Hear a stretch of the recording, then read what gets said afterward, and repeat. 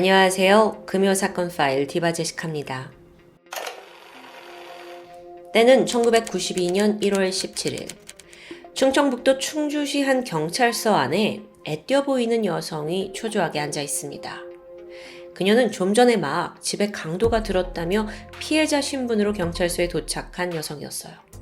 동시에 함께 있던 그녀의 아버지가 공격을 받아서 병원에 실려갔고요. 그는 가슴 부위에 칼을 맞아서 매우 위독한 상황이었습니다.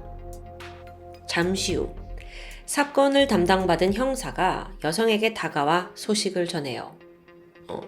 제가 방금 병원에 가서 아버지 상태를 보고 왔는데 말입니다. 목숨엔 지장이 없으시더라고요. 다행입니다. 이 말에 여성의 반응이 매우 놀라웠어요. 희망을 잃은 듯 털썩 바닥에 주저앉더니 울부짖었죠. 안 돼요! 이 아이러니한 모습은 당연히 앞에 있던 형사에게도 포착됩니다. 그리고 즉각 사건은 새로운 국면에 접어들었죠. 우선 이 여성은 만 19세였던 김보은 양. 강도 사건의 피해자 53세 김영호의 의붓딸이기도 했습니다. 사건 이틀 후인 1월 19일 경찰은 수사 끝에 한 남성을 이 사건의 범인으로 체포하게 돼요. 그리고 그 남자가 김보은 양과 면식이 있는지 확인하게 되죠. 그렇게 경찰서에서 용의자를 맞닥뜨린 김보은 양은 또 한 번 오열합니다. 형사님, 이 남자 아무 잘못 없어요. 제가 범인이에요. 경찰에 체포된 남자는 21살의 김진관. 김보은 양과 같은 학교에 다니면서 오랫동안 교제를 해온 일명 캠퍼스 커플입니다. 김보은 양의 자백으로 이 두 사람이 의붓아버지 김영호를 죽이기 위해 함께 사건을 공모한 정황이 속속 드러나게 됐죠. 우선 김진관은 범행하기 전날 서울 창동시장에서 식칼과 공업용 테이프, 장갑 등을 구입했습니다. 그리고 김보은과 그녀의 가족들이 살고 있는 충주로 내려가요. 후에 그녀와 전화통화를 하면서 범행 시간을 새벽 1시 30분쯤으로 정해뒀죠. 시간이 되자 김양은 자택문을 열어주었고요. 김진관은 문을 통해 집 안으로 들어갑니다. 김군은 체대생으로 덩치도 좋고 힘도 센 편이었어요. 그런 그가 술에 취해 자고 있던 김보은의 아버지 김영호를 깨웠죠. 어이! 김영호가 딱 눈을 떠보니까 식칼을 손에 든 덩치 큰 남성이 몸 위에 올라가 있는 거예요. 그리고 무릎으로 양 팔을 누른 채 꼼짝달싹 못하게 제압하고 있고요. 김영호가 저항했지만 역부족이었습니다. 이때 김진관이 김영호에게 말했죠. 보은이 더 이상 괴롭히지 말고 놔줘요! 그러면서 그의 가슴을 세게 찌른 거예요. 이 칼이 심장에 바로 꽂혔고요. 김영호는 윽소리만 지른 채 그 자리에서 즉사합니다. 그런데 잠시만요. 앞서 형사님이 그 아버지 보고 왔는데 살아있다고 했잖아요. 여기엔 나름의 이유가 있었습니다.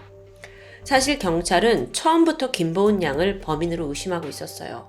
그래서 사망했는데도 불구하고 살아있다고 그녀를 떠보려고 거짓 정보를 흘렸던 거죠. 다시 사건으로 돌아와서 살인이 벌어지고 김양과 김진관은 서둘러 현장을 위조합니다. 강도를 당한 것처럼 하기 위해서 김영호의 그 양 발목을 테이프로 묶어뒀고요. 현금을 훔쳐간 듯 챙겼어요. 또 뭐 장롱, 서랍 여러 군데 열어가지고 강도가 뒤진 것처럼 흐트러 놨고요. 그리고 마지막으로 이 집에 있던 보은 양도 공격을 당한 것처럼 브레이저 끈을 끊어두게 됩니다. 손목과 발목도 테이프로 묶었고요. 그렇게 현장을 꾸민 후에 김진관이 떠났고요. 김양은 묶인 상태로 힘겹게 옆집으로 가서 도움을 요청했습니다. 이 모든 게 시나리오대로였어요. 그런데 현장에 출동한 경찰관이 이상한 낌새를 눈치챈 거예요. 지금 이 상황을 말할 것 같으면 막 방안이 온통 어지럽혀져 있고 집주인 김영호는 칼에 찔린 채 이불 위에 이렇게 누워있고 이런 상황에서 대학생 딸 김양이 불안한 기색을 보이긴 한데 한편으로 굉장히 침착하게 상황을 설명하는 겁니다. 아버지와 함께 자고 있던 중인데 강도가 들어와서 아버지 공격하고 저를 또 결박했어요. 너무 침착해요. 그런데 이 진술에서 사실 형사가 가장 먼저 들었던 의문은 다른 데 있습니다. 아니, 왜 다 큰 이 대학생 여성이 아버지와 한 이불을 덮고 같은 방에서 자고 있는 거지? 게다가 아버지는 칼에 찔려서 죽었는데 바로 그 옆에 있었다던 딸은 손끝 하나 건드리지 않았다? 이것도 다소 의아했죠. 다짜고짜 자고 있는 피해자를 그냥 살해했다? 이것도 이상하고요. 보통 돈을 노린 강도라면 이 정도까지 피해자를 공격할 필요는 없거든요. 그렇기 때문에 경찰은 일찌감치 현장의 유일한 목격자 김양을 의심했던 겁니다. 그래서 김영호 사망했지만 살아있다고 거짓말한 거예요. 그리고 이게 제대로 먹혀 들어갔고요. 잠시 후 현장 감식반이 도착해서 지문과 족적 채취했어요. 그러자 이 가족이 아닌 제3자에게 나옵니다. 그게 바로 김진관. 그렇게 사건 이틀 만에 김진관과 김보은 공범으로 모두 검거되었죠. 하지만 여러분, 이 사건의 진짜 이야기는 지금부터입니다. 이 둘이 작당하고 김영호를 죽이게 된 계기, 그건요, 그 당시의 사람들은 물론이고 30년이 지난 지금까지도 대한민국 형사법에서 두고두고 회자되고 있습니다. 이 사건에 앞서 먼저 김양과 피해자, 그 의붓아버지 김영호의 관계에 대해서, 삶에 대해서 좀 알아볼까요? 우선 김양은 아주 어린 나이에 친아버지가 사망했어요. 7살이 되던 해에 어머니가 김영호와 재혼을 했죠. 김영호는 청주지방검찰청에서 간부직을 맡고 있었는데요. 그러다 보니 경제적으로 안정되고 나름 잘 나가는 사람입니다. 그 80년대 분위기 속에서 여자가 남편 없이 혼자 딸을 키우는 게 쉽지 않잖아요. 그렇기 때문에 보은 양의 어머니는 좀 넉넉한 그 김 씨와 재혼을 택했죠. 하지만 그건 딸인 보은 양에게는 지옥의 시작이었습니다. 아이가 9살이 되던 해부터 김영호가 악마의 본색을 드러내요. 엄마가 집에 없고 둘만 남은 시간, 그는 9살 소녀에게 유사 성행위를 시켰습니다. 그게 한두 번이 아니에요. 시간이 좀 지나서 아이가 초경을 시작하자 본격적으로 성폭행을 저질렀습니다. 처음에는 김양 어머니 몰래 저지른 짓이었어요. 그러다 어느 날 이 추악한 짓을 들키고 말죠. 하지만 그는 멈추지 않았습니다. 아예 대놓고 했어요. 아이가 혼자 목욕을 하고 있으면 자신도 음흉한 눈빛으로 거기에 들어갔고요. 또 애가 생리를 한다 해도 막무가내였습니다. 심지어 양 옆에 김양의 어머니와 김양을 눕혀놓고 번갈아 가며 성폭행하기도 했습니다. 그러면서 이때 악마 같은 말을 남기는데, 내가 너와 네 엄마 둘 다 관계를 했으니 이제 엄마를 형님이라고 불러야겠네. 이 말 하면서 낄낄거려요. 변태 행위는 계속됩니다. 때로는 음란 비디오를 틀어놓고 그대로 따라하기를 요구했고요. 그 외에 온갖 가학적이고 변태적인 성행위를 김양에게 강요했죠. 네, 김양의 어머니도 이걸 알고 있었어요. 그래서 김영호를 경찰에 몇 번 신고를 했죠. 완전한 방관자는 아닙니다. 근데 문제가 뭐냐? 자, 경찰이 집에 왔어요. 근데 김영호를 잡아가기는커녕 구복 인사만 하고 돌아갑니다. 왜 그랬냐고요? 당시 대한민국에서 검찰의 위상은 하늘을 찔렀습니다. 그건 지금도 그렇죠. 근데 김영호가 사실 검사는 아니에요. 이 검찰청에서 일하는 그냥 그 간부직 공무원이었는데도 불구하고 경찰들이 벌벌 떠는 거예요.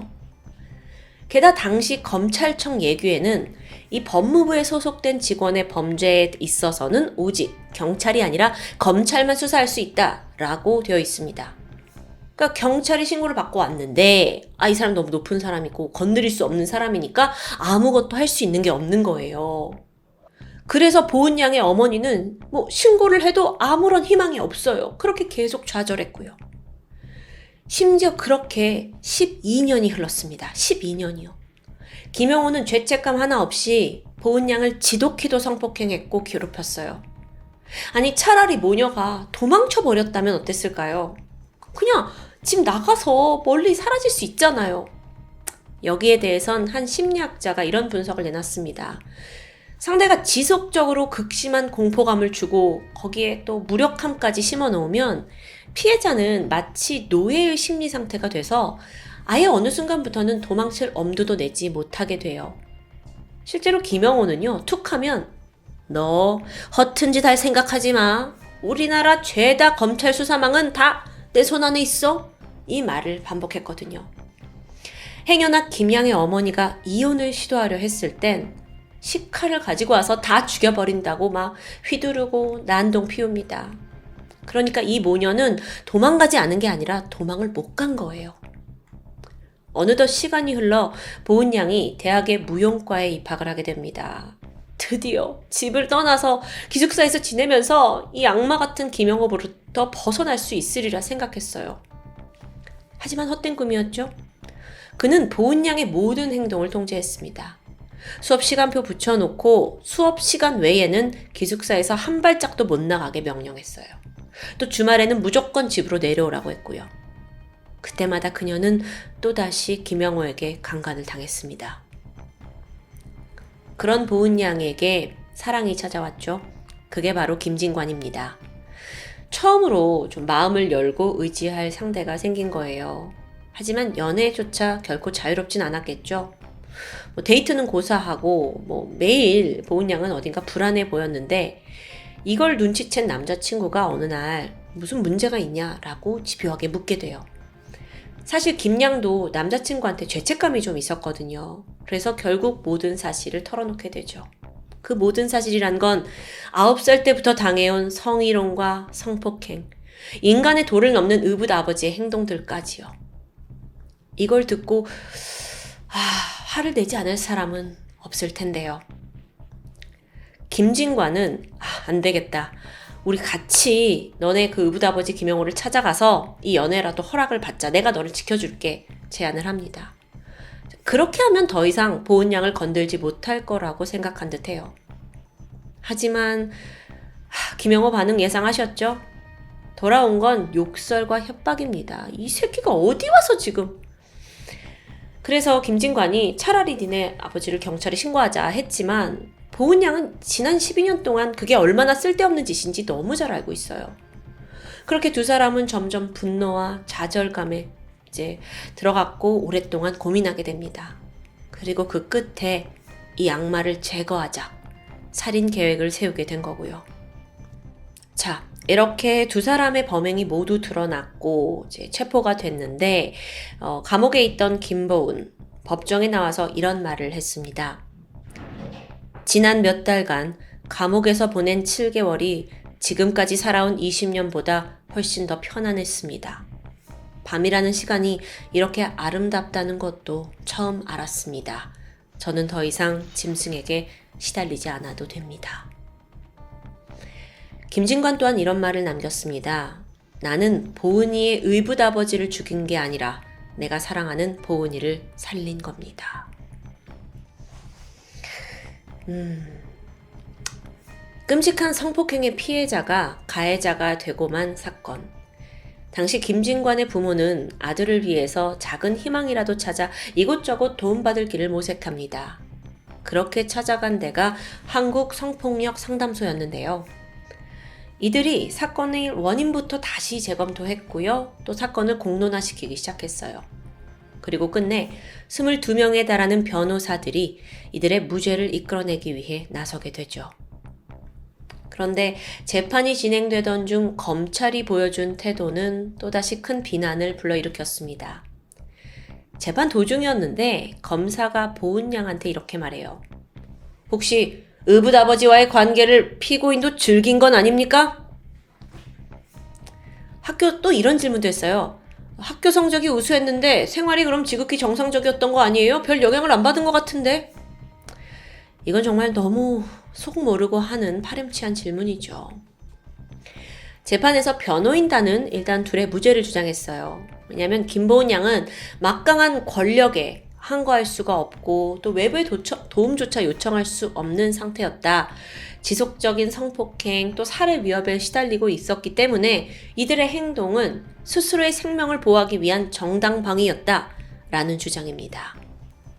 자, 이게 지금이라면 먹힐 수 있을 것 같아요. 근데 이게 80년대 후반이잖아요. 그때 대한민국 법정은 과연 어떤 판결을 내렸을까요? 1992년 4월 청주지방법원은 김보은과 김진관의 살인죄에 대해 유죄를 선고합니다. 정당방위는 인정하지 않았던 거죠. 순간 공격을 받아서 위험을 막으려고 했던 행동은 아니라고 본 겁니다. 하지만 그래도 판사는 보은 양이 그동안 당해온 그 말할 수 없는 피해 사항은 참작했습니다. 그래서 김진관에게는 징역 7년, 김보은에게는 징역 5년이 선고돼요. 이어서 항소심이 이뤄졌죠? 형량이 좀 낮춰졌는데요. 김진관에게는 징역 5년, 김보은에게는 징역 3년과 집행유예 5년이 내려집니다. 감옥엔 안 간다는 거죠. 이후 대법원을 통해 형은 확정됐고요. 여러분, 이 사건은요, 한국사법부가 출범한 이래 살인사건에 대해 집행유예를 선고한 최초의 사건입니다. 그래서인지 형법, 형사소송법에서도 가장 상징적인 사건으로 회자되고 있어요.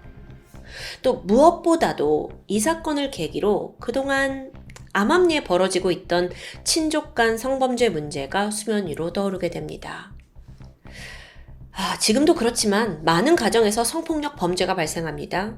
하지만 보수적인 정서 때문인지 숨기기에 급급해요. 한국에서 친족 성범죄가 이렇게 공개적으로 논의된 건 거의 이 사건이 시초였다고 볼 수 있는데요.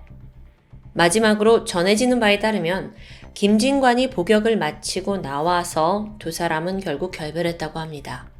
그 이유는 함께 있으면 끔찍했던 그 사건을 계속 떠올리게 될까봐 라고 했죠.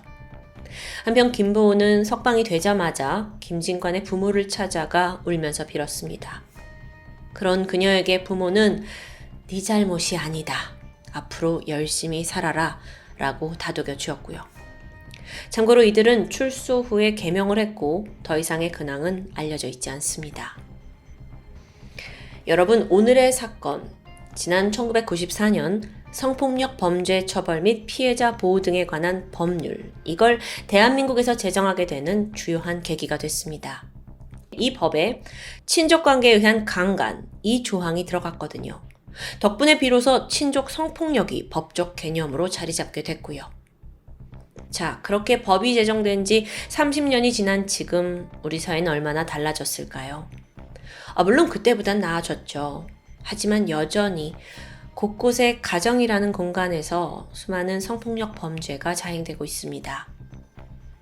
그 가해자들을 악마라고 부르는 것도 이제 부족해요. 어떻게 하면 우리는 그들을 막을 수 있을까요? 법이 관대하지 않음에도 계속 발생하는 친족 성범죄. 간혹 이렇게 답을 못 찾는 답답한 상황에 저는 큰 좌절감을 느낍니다. 과거를 통해 우리는 더 나아져야 할 텐데요. 말 못하는 그 피해자들의 고통을 정말 진심으로 보듬고 싶습니다. 지금까지 금요사건 파일 디바제식합니다.